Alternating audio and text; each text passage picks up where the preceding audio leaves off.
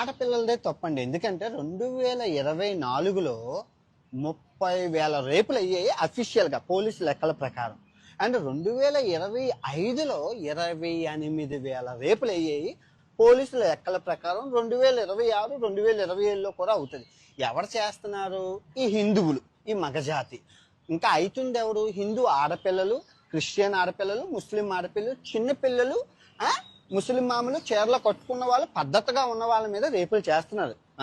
ఇక్కడ ఈ గరికపాటి నరసింహారావు గారు ఏమంటున్నారంటే, టీషర్ట్ అమ్మాయిలు వేసుకుంటే మాకు మూడు వచ్చేస్తుంది, అమ్మాయిలు జీన్స్ ప్యాంట్లు టీషర్ట్లు వేసుకోకూడదు, పద్ధతిగా చీర కట్టేసుకోవాలి.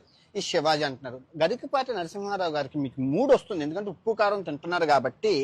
65 సంవత్సరాల్లో మిస్ పోతుంది కాబట్టి రూపాయి బ్లేడ్ పెట్టుకుని కట్ చేసేస్తుంది.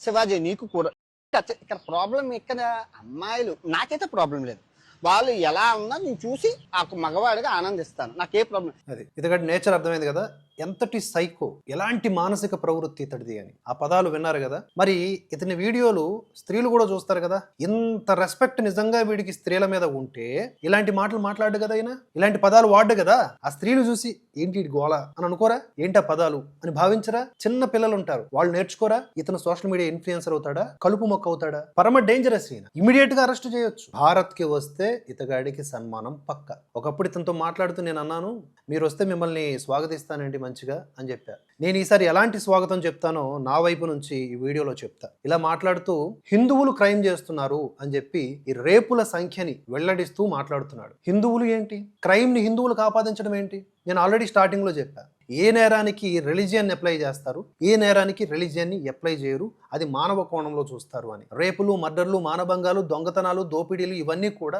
హిందుత్వ విలువలు, సనాతన ధర్మం గురించి తెలియక వాటి నుంచి పక్కకు వెళ్ళిపోయినటువంటి ఆ రక్కస హృదయాలు ఏవైతే ఉంటాయో, లేకపోతే దొంగ ప్రవృత్తి ఉన్నటువంటి వాళ్ళు ఉంటారో వాళ్ళు చేసేవి. ఆ నేరపూరితమైనటువంటి మనస్తత్వం ఉన్నవాళ్ళు, వాళ్ళకి హిందుత్వానికి లింక్ పెడతావేంటి? వాళ్ళు మతపరమైనటువంటి కోణంలో నేరం చేయలేదు కదా, మరి హిందుత్వం అంటావేంటి?